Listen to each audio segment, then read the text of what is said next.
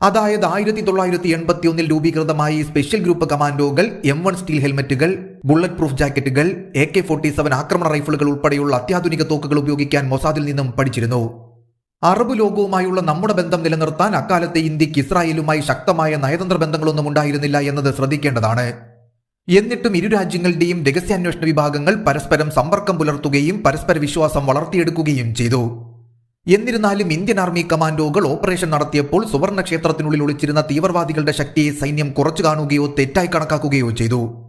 അതോടൊപ്പം ചൈനീസ് നിർമ്മിത rocket propelled grenade ലോഞ്ചറുകളും കവചം തുളയ്ക്കാൻ ശേഷിയുള്ള വെടിക്കോപ്പുകളും ഉൾപ്പെടെയുള്ള ആയുധങ്ങളുള്ള സിഖ് തീവ്രവാദികളിൽ നിന്നും വലിയ പ്രതിരോധം കമാൻഡോകൾ നേരിടുകയും ചെയ്തു.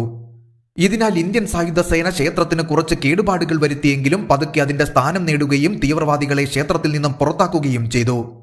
അതോടൊപ്പം ഈ ഓപ്പറേഷനിൽ നല്ല രീതിയിലുള്ള സിവിലിയൻ കാഷ്വാലിറ്റി റിപ്പോർട്ട് ചെയ്യപ്പെട്ടതും ഓപ്പറേഷന്റെ നേട്ടത്തെ പ്രതികൂലമായി ബാധിച്ചു.